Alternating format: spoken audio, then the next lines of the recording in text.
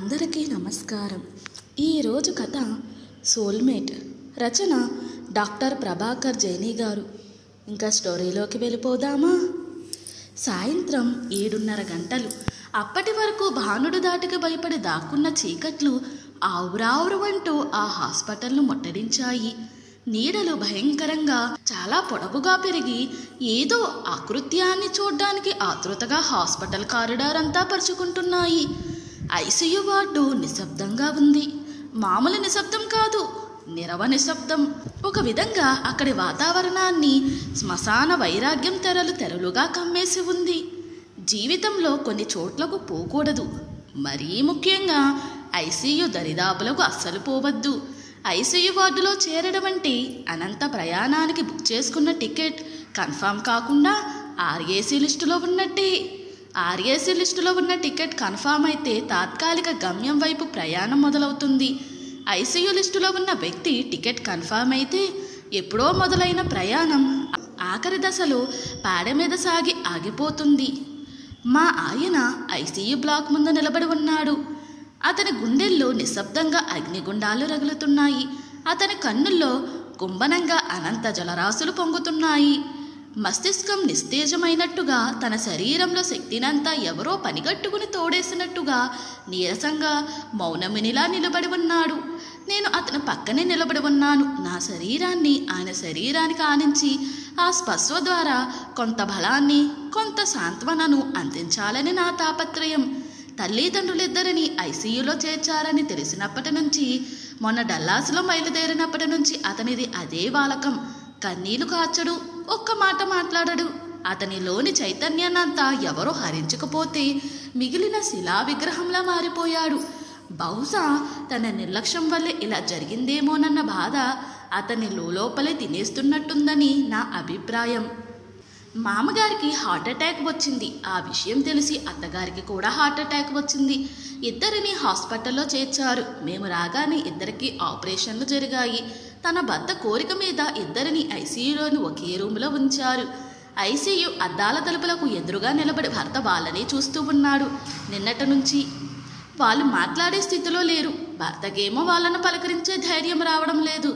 ఒక్కోసారి నాకే చిరాకేస్తుంది. వాళ్ళకు హార్ట్అటాక్ వస్తే నేనేదో తప్పు చేసినట్టు నాతో మాటలు ఎందుకు మానేశాడో అర్థం కావడం లేదు. కానీ నాకు తెలుసు, లోపల భర్త నరకం అనుభవిస్తున్నాడు. తల్లిదండ్రులిద్దరిని ఇలా స్పృహలో లేని స్థితిలో చూడడంతో షాక్ తిన్నాడు. ఆయనకు తల్లిదండ్రులంటే ప్రాణం. వాళ్లకు కూడా కొడుకే పంచప్రాణాలు. అందుకే వాళ్లకు ఇష్టం లేకున్నా అమెరికా ప్రయాణానికి ఒప్పుకున్నారు. ప్రేమించుకుంటున్నామంటే వాళ్ళే ముందు నిలబడి మా అమ్మా నాన్నలను కన్విన్స్ చేసి పెళ్లి చేశారు. వాళ్ళ ముగ్గురిది ఒకే సర్కిల్, నాది ఆయనది ఒక సర్కిల్. మా రెండు సర్కిల్స్ ఇంటరాక్ట్ అయినంత కొంత పోర్షన్ మేరకే మా నలుగురి మధ్య అనుబంధాలుంటాయి. కానీ వాళ్ళ ముగ్గురి సర్కిల్ పెద్దది. దానికి నాకేం బాధ లేదు కూడా. ఆయన నన్ను ప్రాణప్రదంగా ప్రేమిస్తాడు, నాకు అంతే చాలు. కానీ ఈ 3 రోజుల నుండి మాత్రం ఆయన నన్ను మా సర్కిల్లో నుండి బయటకు పంపేసినట్టుగా ప్రవర్తిస్తున్నాడు. అదే నేను జీర్ణించుకోలేకపోతున్నాను. కానీ నేను ఓపికతోనే ఉన్నాను, ఆయన పక్కనే ఉన్నాను. ఆ దుఃఖపు పొడగ ఎప్పుడు చితికిపోతుంది? అప్పుడు నేను పక్కన లేకుంటే ఆయన తట్టుకోలేడు. ఆ వరదలు కొట్టుకుపోతాడు. నేను కొంత ధైర్యం నటిస్తున్నా నా గుండెలు కూడా పీచుమంటున్నాయి. డాక్టర్లేమో ఇంకా ఏం చెప్పలేమంటున్నారు. ఎవరు ముందు కోలుకుంటారో, ఎవరికేమవుతుందోనని, ఎవరికి ఏమైనా ఎట్లా రియాక్ట్ అవుతాడోనని. ఒకరు కోలుకుని రెండో వారి గురించి అడిగితే ఏం చెప్పాలో తెలియని సంకట స్థితి. ఇద్దరిలో ఎవరికేమైనా ఏ కన్ను పోయినా తమ జీవితం అంధకారం అవుతుంది. సర్కిల్స్ అసంపూర్ణంగా మిగిలిపోతాయి, చిన్నాభిన్నమవుతాయి. అప్పుడు ఈయనను ఎలా ఓదార్చాలో, ఆ సిచ్యువేషన్ ఎలా ఫేస్ చేయాలో తెలుసుకుంటేనే నా కళ్ళల్లో వణుకు పుడుతుంది. డాక్టర్లు కూడా చీటికి మాటికి నన్నే పిలుస్తున్నారు. డబ్బులు కట్టమంటున్నారు, రిపోర్ట్లు తెమ్మంటున్నారు, సంతకాలు పెట్టించుకుంటున్నారు, బొంగరంలా తిప్పుతున్నారు. అదంతా చూస్తూ కూడా ఈయనేమో ఉలుకు పలుకు లేదు. 2 రోజులుగా కాళ్లకు బలపం కట్టుకుని తిరిగినట్టు తిరుగుతున్న నేను శారీరకంగా, మానసికంగా డ్రైన్ అవుట్ అయ్యాను. కుర్చీలో కూర్చుని ఎంతసేపు అయిందో, కొనుక్కు తీసి ఎంతసేపు అయిందో తెలీదు. ఎవరో నన్ను భుజాలు తట్టి లేపుతున్నారు. నేను ఉలిక్కిపడి లేచాను. గాబరాగా చుట్టూ చూశాను. ఎదురుగా ఆయన, కళ్ళల్లో నీళ్లు. ఏమైంది? ఇద్దరిలో ఎవరైనా నాన్న కదులుతున్నారు. డాక్టర్లు వచ్చారు. 3 రోజుల్లో ఆయన నాతో మాట్లాడిన మొదటి మాట అది. నేను లేచి నిలబడగానే ఆయన నన్ను కౌగలించుకుని నా భుజం మీద వాలి వెక్కి వెక్కి ఏడ్చారు. గుండెల్లో గూడు కట్టుకున్న భయం, విషాదం కన్నీరై ప్రవహించింది. నేను కూడా కన్నీరు ఆపుకోలేకపోయాను. ఐసీయూల దగ్గర అట్లాంటి దృశ్యాలు కామనేమో, అందుకే ఎవరూ పెద్దగా పట్టించుకోలేదు. ఒకళ్ళిద్దరూ ఏమైందని అడిగారు. మా నాన్న కళ్ళు తెరిచారు అని ఆయన చెప్పడం విని వాళ్ళు ఆశ్చర్యపోయారు. బాగానే ఉంటే ఏడవడం ఎందుకు అనుకున్నారో ఏమో. మామగారు కళ్ళు తెరిచారు. కొడుకును చూసుకున్నారు. ఆయన కళ్ళు మెరిశాయి. నేను ఓ అడుగు ముందుకేసి ఆయన దగ్గరగా నిలబడ్డాను. ఆయన కళ్ళు మురిశాయి. అంతలోనే ఆయన కళ్ళు చుట్టూ పరికించాయి. అత్తగారు కనపడలేదు. కళ్ళల్లో ఆతృత కనబడింది. ఆయనకు భార్య కనపడలేదు. కళ్ళల్లో ఆందోళన స్పష్టంగా కనబడింది. కంటికొస్తున్న కన్నీటి చుక్క తలుక్కును మెరిసింది. అమ్మేది అన్నట్టుగా కొడుకును కళ్ళతోనే ప్రశ్నించారు. ఈయన మౌనంగా తలంచుకున్నాడు. పక్కనే ఇంకో మంచం మీదున్న ఇంకా స్పృహరాని తల్లిని చూపించలేకపోయాడు. మామగారికి ఏదో అనుమానం వచ్చింది. ఆయన ఆతృత కలవరంగా మారింది. మంచం మీద నుంచి లేవబోయాడు. డాక్టర్లు వారించారు. తండ్రి ఆరాటాన్ని, ఆందోళనను గమనించి పక్కనే ఇంకో మంచం మీద స్పృహలో లేని తల్లిని చూపించాడు. మామగారి కళ్ళు అశ్రు జలపాతాలయ్యాయి. బలహీనంగా ఉన్న చెంపల మీద నుండి ధారాపాతంగా కన్నీళ్లు ప్రవహిస్తున్నాయి. నిస్తానంగా మంచం మీద వాలి కనుకొసల నుంచి అత్తగారిని చూస్తున్నాడు.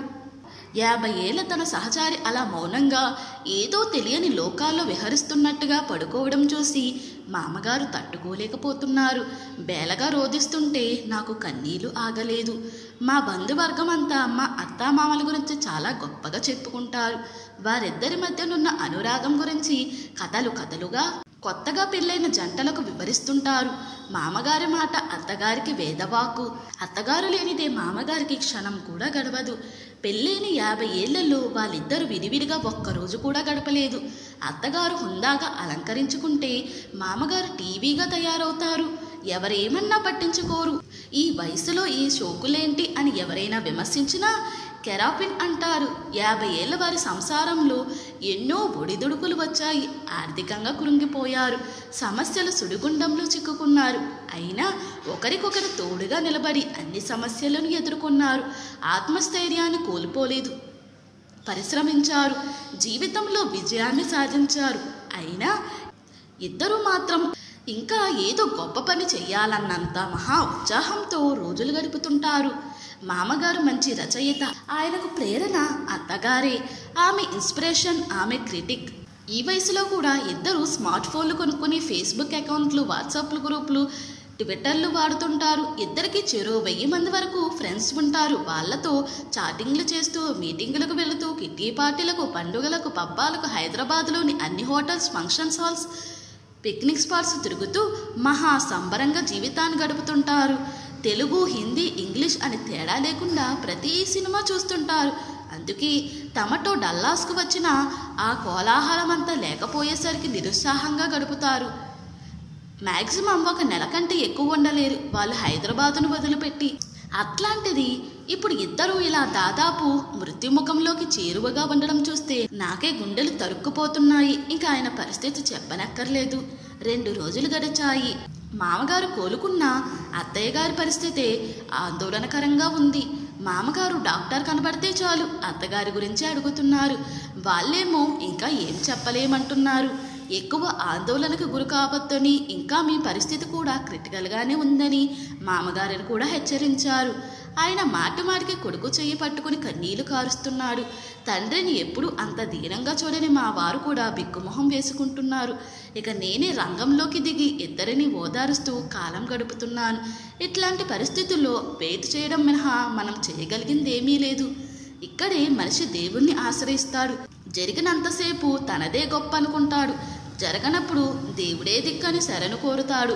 మనిషి విర్రవేగి చివరకు తన దగ్గరకు కాళ్ళబేరానికి వచ్చినప్పుడల్లా అబ్బో ఇట్లాంటి సంఘటనలు యుగాలుగా ఎన్ని చూడలేదని దేవుడు అనుకుంటాడు కాబోలు. ఒకరోజు మధ్యాహ్నం మామగారు నన్ను దగ్గరకు పిలిచి, తల్లి నా ఫోన్ తెచ్చివ్వమ్మా అని అడిగారు. నేను ఆశ్చర్యపోయాను. డాక్టర్ ఏమంటారోనని భయపడ్డాను. ఏం కాదమ్మా, మీ అత్తమ్మతో మాట్లాడాలి. నేను ఫోన్లో రికార్డు చేస్తాను. తను నా మాట వింటుంది. వినగానే లేచి కూర్చుంటుంది. ప్లీజ్ అన్నారు బలహీనమైన గొంతుతో. నాకు ఆయన పడుతున్న బాధ అర్థమవుతుంది. భార్యను అలా చూడలేకపోతున్నారు. ఆమె స్థితికి తనే కారణమన్న దిగులు అతన్ని తినేస్తుంది. మామగారి కోరిక ప్రకారం ఆ రోజు ఆయన ఫోను, హెడ్ ఫోన్స్ తెచ్చిచ్చాను. దాన్ని ఆప్యాయంగా తడిమారు. థ్యాంక్స్ అమ్మా, నీకు చాలా పని ఉంది, రేపు చెబుతాను. మరునాడు ఉదయం ఆయన నన్ను పిలిచి, మీ అత్తయ్యకు వినిపించమ్మా, తప్పకుండా లేస్తుంది అన్నారు. డాక్టర్లు ఏమంటారోనని నేను భయపడ్డాను. ఏం కాదమ్మా, డాక్టర్ను అడుగు. కాకపోతే నేను మా వారి వైపు చూశాను. ఆయన సరేనన్నట్టుగా చూశారు. డాక్టర్ గారిని అడిగాను. ఆయన ముందు ఆశ్చర్యపోయినా తరువాత సరేనన్నారు. సరిగ్గా వినిపిస్తుందో లేదోనని ఒక హెడ్ ఫోన్ చెవిలో పెట్టుకున్నాను. సీత అన్న మామగారు పిలిపి వినిపించింది. మామగారి గొంతు నీరసంగా ఉన్నా నాకు అందులో ఆయన రంగరించిన ఆప్యాయత, కించిత్ విషాదం, అంతులేని అనురాగం గోచరించింది. నేను అత్తయ్య చెవుల్లో హెడ్ ఫోన్స్ పెట్టి వాయిస్ రికార్డును ఆన్ చేశాను. అందరం ఆసక్తిగా చూడసాగాము. అత్తయ్యలో ఏం చలనం లేదు. 10 నిమిషాల పాటు వాయిస్ రికార్డు ప్లే అయ్యింది. మామగారి ముఖంలో ఆతృత స్పష్టంగా కనిపిస్తుంది. తన భార్య తన గొంతు వినగానే ఎటువంటి పరిస్థితుల్లో ఉన్నా రెస్పాండ్ అవుతుందని ఆయన నమ్మకం. గత 50 ఏళ్ళు వారిద్దరూ ఒకరి కోసం ఒకరు అన్నట్లుగా బ్రతికారు. మామగారు పిలిచిన మరుక్షణం ఆమె ప్రతిస్పందించేది. అసలు ఎప్పుడైనా ఓ 10 నిమిషాలు ఆయన పిలవకుండా పోతే తనే వెళ్ళి పిలిచారా అని అడుగుతుంది. 10 మంది చుట్టాలలో కూర్చుని ముచ్చటిస్తున్నా ఒక చెవి ఆయన పిలుపు కొరకు రిజర్వ్ చేసి పెడుతుంది.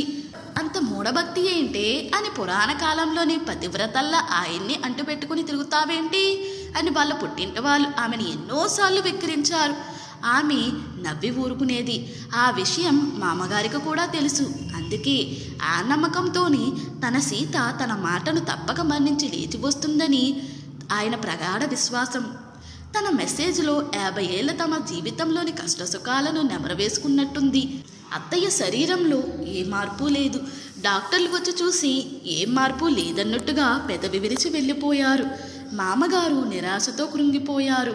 నా సీత నన్ను ఇంత మోసం చేస్తుందా అని వలవలా ఏడ్చారు. ఆ క్షణంలో నేను ఆయనకు అమ్మగా మారాను. ఆయనను నా ఒళ్ళోకి తీసుకుని ఓదార్చాను. పెళ్ళైన ఈ 5 ఏళ్లలో మామగారిని అంత దగ్గరగా అబ్జర్వ్ చేసిన సందర్భము, అవకాశము రెండూ రాలేదు. మా పెళ్ళికి కట్నం వద్దన్నారని, పెళ్లిలో కూడా చాలా మర్యాదగా ప్రవర్తించారని, మేమిద్దరం అమెరికా వెళ్తామంటే లేక పుట్టిన లేటు వయసులో పుట్టిన కొడుకు కోడలిని అమెరికా పంపొద్దని బంధువులు వారించినా వినకుండా కొడుకు కోరికను మన్నించి పంపడానికి ఒప్పుకున్నారని ఆయన మీద గౌరవం ఉండేది. అలాగే వాళ్ళ నాన్నగారి గొప్పతనం గురించి ఆయన చెప్తుంటే విన్నానే కానీ ప్రత్యేకమైన అఫినిటీ అంటూ ఏమీ ఏర్పడలేదు. కానీ ఈ వారం రోజుల నుండి ఆయన స్పృహలో లేనప్పటి నుండి ఆయనను చాలా దగ్గరగా గమనిస్తుంటే ఆయన నాకు చాలా కావలసిన మనిషిని, ఆత్మీయుడని అనిపించసాగింది. దానికి తోడు తండ్రి దగ్గరకు వెళ్ళడానికి ఎందుకో ఈయన సంశయిస్తుండడంతో, మామగారు నా మీదే ఎక్కువగా ఆధారపడడంతో నాకు ఆయన మీద వాత్సల్యం పెరిగింది. ఆయన నా బిడ్డలా అనిపించసాగాడు. ఆయనకు స్పృహ వచ్చాక నేను ముట్టుకుంటేనే ముడుచుకుపోయేవారు, ఫ్రింక్ అయిపోయేవారు. సీత లేదా అనేవారు. నేను ఆయనకు మా నాన్న, మీరు వేరే కాదని ఎంతో చెప్పిన తర్వాత కానీ ఆయన మామూలుగా మారలేదు. మామగారు పడుతున్న తపన చూసి అత్తయ్య ఎలాగైనా కళ్ళు తెరవాలని, తన కోసం కలవరిస్తున్న ఆ ముసలి ప్రాణాన్ని నిలపాలని నాకు కూడా చాలా కోరికగా ఉంది. అందుకే మామగారు హెడ్ ఫోన్స్ అత్తయ్య చెవిలో పెట్టమన్నప్పుడు దేవుణ్ణి మనసారా వేడుకుని ఆ పని చేశాను. కానీ మామగారి ఆశలు నా ఆశలు అడియాసలయ్యాయి. నేను మామగారి ముఖంలోకి చూడలేకపోయాను. అమ్మా అని మామగారు పిలిచారు. నేను కళ్ళు తుడుచుకుంటూ ఆత్రంగా ఆయన దగ్గరకు వెళ్ళి పక్కనే కూర్చున్నాను. ఏడవకు తల్లి, నా సీత తప్పకుండా లేస్తుంది. నన్ను తల్లిలా కాపాడిన నిన్ను చూపించి, సీత మన కోడలు బేలి ముత్యం అని చెప్పాలి కదా. నా సీత తప్పకుండా లేచి నన్ను చూస్తుంది. లేకపోతే మా జీవితాలకు అర్థమే లేదు. అయినా అట్లా ఎట్లా వెళ్ళిపోతుంది, నాతో ఒక మాట అయినా చెప్పకుండా అంటూ ఏమేమో మాట్లాడసాగారు. నాకు భయమేసింది. డాక్టర్ను పిలుచుకొచ్చాను. ఏం పర్వాలేదు, బాగా ఎగ్జైట్ అయ్యారు. ఆయన మాట వినగానే ఆవిడ లేస్తుందన్న ఆయన బిలీఫ్ ఫెయిల్ అయ్యేసరికి టెన్షన్లో ఉన్నారు. సెడేటివ్ ఇస్తాను. Let him take some rest. మత్తుమందు ప్రభావంతో ఆయన నిద్రలోకి జారుకున్నారు. అర్ధరాత్రి దాటింది. ఐసీయూ గదిలోనే పడుకున్న నాకు ఏదో చప్పుడు వినిపించి లేచి చూశాను. నా కళ్ళను నేనే నమ్మలేకపోయాను. మామగారు అత్తయ్య పక్కలో కూర్చుని ఏదో మాట్లాడుతున్నారు. నేను ఒక అంగలో అక్కడికి చేరుకున్నాను. మామగారు అత్తయ్య చెవులో హెడ్ ఫోన్స్ పెట్టి ఆమె చెయ్యి పట్టుకుని సీత, లే సీత అని అంటున్నారు. నేను ఆయన భుజం మీద చెయ్యి వేశాను. ఆయన నా ఉనికినే గుర్తించినట్టుగా సీత, లే సీత అని అత్తయ్యనే చూస్తూ ఆమె చేతిని అతి సున్నితంగా స్పృశిస్తూ అంటున్నారు. మా వారు ఇంటికెళ్లారు. నాకేం చెయ్యాలో తోచలేదు. డాక్టర్ను పిలుచుకొచ్చాను. ఆయన కూడా మామగారిని అక్కడి నుంచి లేపే ప్రయత్నం చేశారు. కానీ మామగారు కదలనంటూ అసలు ఈ లోకంలోనే లేనట్లుగా సీత, సీత అని పిలుస్తున్నారు. డాక్టరు పెదవి విరిచాడు. హీఈస్ ఇన్ డెలీరియం స్టేజ్ అని. చూద్దాం, నేను సీనియర్తో మాట్లాడతాను. ఈ లోపల మీరు అతన్ని వాచ్ చేస్తుండండి. ఏదైనా ఫిజికల్ అవుతే చెప్పండి. బట్ పొద్దుటి వరకు ఇలాగే ఉంటే రూమ్ మార్చేద్దాం. ఇద్దరిని సెపరేట్ రూమ్స్లోకి షిఫ్ట్ చేద్దాం అన్నారు. నాకు కాళ్ళు వనకసాగాయి. పొద్దుటి వరకు ఏం పర్వాలేదా sir? This is very peculiar case. As you know, మీ ఫాదర్ ఇన్ లాకు స్ట్రోక్ రావడం చూసి తట్టుకోలేక మీ మదర్ ఇన్ లా స్ట్రోక్ పాలయ్యారు. He slightly recovered. ఆమె ఇంకా అన్కాన్షియస్గానే ఉంది. వైటల్స్ అన్నీ బాగానే ఉన్నాయి. కానీ ఆమె ఎందుకు రికవర్ కావడం లేదు, అంతు చిక్కడం లేదు. ఇన్ఫ్యాక్ట్ ఇంకా మీ మామగారి పరిస్థితే చాలా క్రిటికల్గా ఉంది. బట్ ఆయన కాన్షియస్లో ఉన్నాడు. ఆయన చెప్పిన మాటలతో నేను ఇంకా గందరగోళంలో పడ్డాను. నేను నా మంచం మీద కూర్చుని వాళ్ళనే గమనిస్తున్నాను. మామగారు అత్తయ్య చేతిని అలా నిమురుతూనే ఉన్నారు. వాళ్ళిద్దరి మధ్య ఏదో బాండింగ్ ఏర్పడినట్టుగా అనిపించింది. భగవాన్, ఏదో ఒకటి చెయ్యి, వాళ్ళిద్దరిని మాత్రం విడదీయకు అని మొక్కుకున్నాను. అలా ఎంతసేపు అయిందో అలానే మంచం మీద వాలి నిద్రపోయాను. మా వారు లేపుతుంటే లేచాను. మామగారు తన మంచం మీదే పడుకుని ఉన్నారు. ఏమైంది? రాత్రి ఏదో ప్రాబ్లం అయిందని డాక్టర్ చెబుతున్నారు.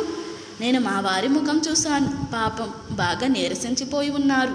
ఫిజికల్గా కన్నా మెంటల్లీ డిప్రెస్ అయ్యారు. నాకెందుకో ఆయనను చూస్తే జాలేసింది.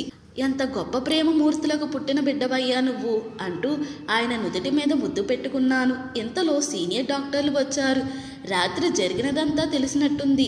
పెద్ద డాక్టర్ మామగారిని నిద్రలేపి పరీక్షించి అత్తగారి మంచం దగ్గరకు వెళ్ళారు. ఆమె చెవుల్లో హెడ్ ఫోన్స్ ఉండడం చూసి వాట్ ఈస్ దిస్ అని అరిచాడు. మేము గమనించలేదు, కానీ అత్తగారి చెవుల్లో హెడ్ ఫోన్స్ అలానే ఉన్నాయి. మామగారు అత్తయ్య వంకే చూస్తున్నారు. ఆయన పెదవులు నిశ్శబ్దంగా సీత, సీత అనే పలుకుతున్నాయి. చిన్న డాక్టర్ నిన్న జరిగిందంతా మామగారు రికార్డు చేసిన వాయిస్ మెసేజ్ అత్తయ్యకు వినిపిస్తానని అడిగితే తనే ఓకే చేశానని ఎక్స్ప్లెయిన్ చేస్తున్నారు. పెద్ద డాక్టరు వెటకారంగా నవ్వాడు. మన వాళ్ళు సినిమాలు చూసి అద్భుతాలు జరుగుతాయని కలలు కంటున్నారు అంటూ అత్తయ్య చెవుల్లోని హెడ్ ఫోన్స్ తీయబోయాడు. అప్పుడు నిజంగానే అద్భుతం జరిగింది. హెడ్ ఫోన్స్ తీయబోతున్న పెద్ద డాక్టర్ చేతిని ఒక చెయ్యి ఆపింది. అది అత్తయ్య చెయ్యి. గత వారం రోజులుగా ఆమె శరీరంలో ఒక అణువు కూడా కదలడం లేదు. అట్లాంటిది ఇప్పుడు ఇలా అందరూ సంభ్రమాచార్యాలకు గురయ్యారు. నాకైతే ఊపిరి ఆగిపోతుందేమోనన్నంత ఉద్విగ్నంగా ఉంది. మా వారికైతే పట్టపగ్గాలు లేవు. ఇక మామగారైతే నవ్వుకుంటూ లేచి అత్తయ్య దగ్గరకు నడిచి సీత అని పిలిచాడు. ఆ పిలుపు కొరకే ఎన్నాళ్ళు ఎదురు చూస్తున్నట్లున్న అత్తయ్య మెల్లిగా కళ్ళు తెరిచి మామగారిని చూసి ముద్ద మనోహరంగా నవ్వింది. సీత అంటూ ఆయన అత్తయ్య చేతిలో చెయ్యి వేసి అలాగే కూలిపోయారు. ఆయన ముఖంలో అలౌకికమైన ఆనందం. తన చేతిలోని మామగారి చేయి బిగుసుకుపోవడం గమనించి అత్తయ్య కళ్ళు క్షణకాలం బేలగా వర్షించాయి.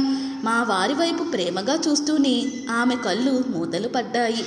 ఇదంతా తమ సమక్షంలోని బ్రహ్మ రాసిన ఒక అద్భుత ఘట్టం తమ కళ్ళ ముందే ఆవిష్కరించబడడం చూస్తూ కర్తవ్యం మరిచిన డాక్టర్లు ఆ చిత్తభ్రమ నుండి తేరుకుని ఇద్దరిని పరీక్షించారు.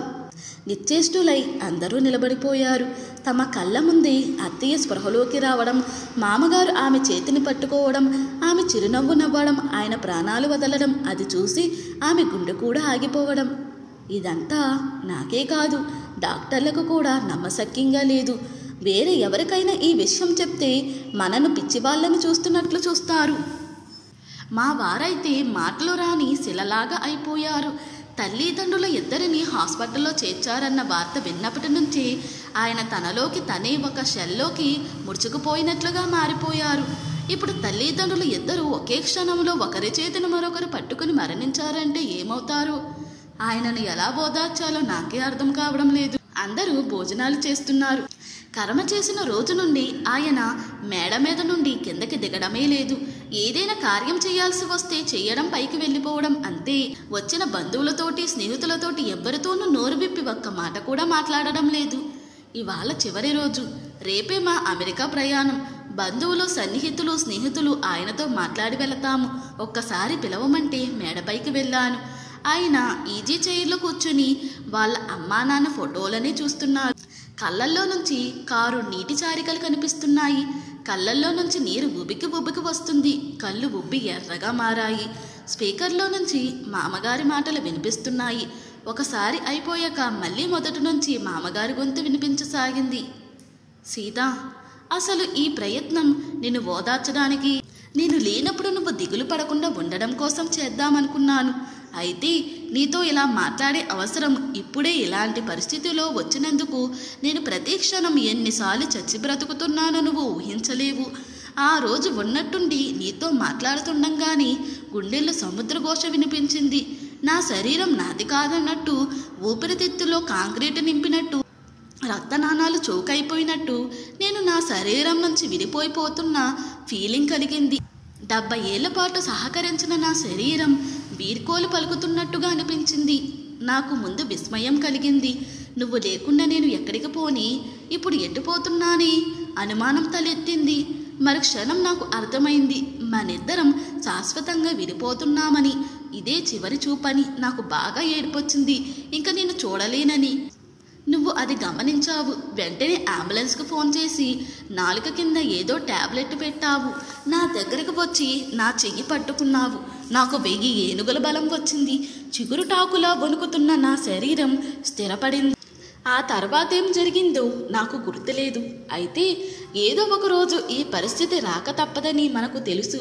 డాక్టర్లు మనను హెచ్చరిస్తూనే ఉన్నారు. నాకంటే ఎక్కువగా కూడా నువ్వే నా ఆరోగ్యం గురించి ఎన్నో జాగ్రత్తలు తీసుకుంటూనే ఉన్నావు. అయినా ఇంతలోని ఉపద్రవం ముంచుకొచ్చింది. హాస్పిటల్లో 3-4 రోజుల తర్వాత కళ్ళు తెరిచిన నాకు నువ్వు నన్ను కాపాడి షాకుకు గురై గుండె నొప్పి తెచ్చుకుని నా పక్క మంచంపై పడి ఉన్నావని తెలిసి తట్టుకోలేకపోతున్నాను. ఇద్దరం ఒకే అంబులెన్స్లో వచ్చి జాయిన్ అయ్యామని తెలిసి ఆశ్చర్యపోయాను. నాకు తగ్గిపోతుందని డాక్టర్లు చెప్పినా నాకు సంతోషం కలగడం లేదు.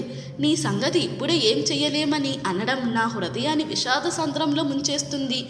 నన్ను నిరంతరం అగ్నిశిఖలా నిలిపిన చైతన్య స్రవంతివి నువ్వు. నువ్వే ఇలా నా పక్క మంచం మీదే నీరు ఇంకిపోయిన ఏరులా, ఆమని అంతర్ధానమైన తోటలా, జాతర ముగిసిన తెల్లవారిలా ఉండడం నేను చూడలేకపోతున్నాను సీత. అసలు నువ్వు ఇలా ఉన్నప్పుడు నేనెలా గాలిని శ్వాసించగలుగుతున్నాను? నా జీవ ప్రక్రియలు ఎలా సాగుతున్నాయో నాకైతే అంతు చిక్కడం లేదు సీత. ఏ మనిషి అయినా ఏదైనా సాధించగలగాడంటే అందుకు కారణం ఏమిటి? ఎవరు? ఇన్ని 100 కోట్ల ప్రజలు ఏ కొందరో ఎందుకు జీవితాల్లో ఉన్నంత శిఖరాలు అధిరోహించగలుగుతున్నారు? నిత్యం ప్రజల నోళ్ళల్లో నానుతూ సెలబ్రిటీగా ఎలా వెలిగిపోతున్నారు? అలా కాకపోయినా ఎవరికి వారు జీవితాలకు లక్ష్యాలను, గమ్యాలని ఏర్పరచుకుని వాటిని సాధించి ఫలప్రదమై జీవన సాఫల్యాన్ని ఎలా పొందగలుగుతున్నారు? దీనికి కారణం ఏమిటి? అదృష్టమా? పూర్వజన్మ సుకృతమా? పట్టుదల, కృషి, శ్రమ, ప్రోత్సాహమా? లేక ఇంకేదైనా మరో శక్తా? నేనైతే జీవితంలో గమ్యాన్ని చేరుకున్నానని, లక్ష్యాన్ని సాధించానని అనుకుంటున్నాను. మరి దానికి కారణం ఏమిటి? నాకైతే వీటన్నిటితో పాటు నన్ను 100కి 1000 పాలు నమ్మి నేను చేస్తున్న పనుల పట్ల విశ్వాసం కలిగి ఈ భగీరథ ప్రయత్నంలో నేనే ఎప్పుడైనా నీరసించిపోతే నన్ను వెన్ను తట్టి కర్తవ్యోన్ముఖిని చేసిన వ్యక్తి ఎవరో తెలుసా? ఆ అపూర్వ శక్తివి, వ్యక్తివి నువ్వే సీత. నా విజయాలన్నీ ఆలోచన స్థాయిలో మొగ్గ దశలో ఉన్నప్పుడు నువ్వే మొదటి శ్రోతవు. అర్ధరాత్రి అపరాత్రి అనకుండా నా అపరిపక్వ ఆలోచనలను విసుక్కోకుండా వినే నువ్వే నా ప్రథమ విమర్శకురాలివి. అట్లాంటి నువ్వు నా పక్కన లేకుండా నేను జీవించడంలో అర్థం ఏమైనా ఉందా? సీత, లే సీత, నన్ను ఒంటరి వారిని చేసి వెళ్ళకు సీత. స్పీకర్లో మామగారి గొంతు ఆగింది. మామగారి గొంతులో పొంగిన ఆ అనురాగ ప్రవాహంలో తడిచి ముద్దయ్యే అత్తయ్య కొన్ని క్షణాల పాటైన కళ్ళు తెరిచి తన జీవితకాలపు సహచరుణ్ణి ఆప్యాయంగా చూసుకుని తృప్తిగా కళ్ళు మూసింది. 1 నిమిషం తరువాత మళ్ళీ మామగారు గొంతు వినిపించింది. సీత, మా వారు మళ్ళీ అదే మెసేజ్ వింటూ కూర్చున్నాడు. నేను ఆయనను డిస్టర్బ్ చేయకుండా మెల్లిగా క్రిందకు నడుస్తూ, పాపిష్టి దాన్ని, ఇద్దరిని విడదయ్యొద్దని కోరుకున్నాను కానీ ఇద్దరిని బ్రతికించమని కోరుకుంటే బాగుండేది.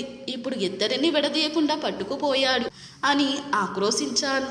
నాకు కన్నీళ్లు ఆగడం లేదు. ఇంతటితో ఈ స్టోరీ ముగిసింది. ఈ స్టోరీ కనుక మీకు నచ్చినట్లయితే మరియు నా ఎక్స్ప్లెనేషన్ కనుక మీకు నచ్చినట్లయితే ప్లీజ్ లైక్, షేర్, సబ్స్క్రైబ్.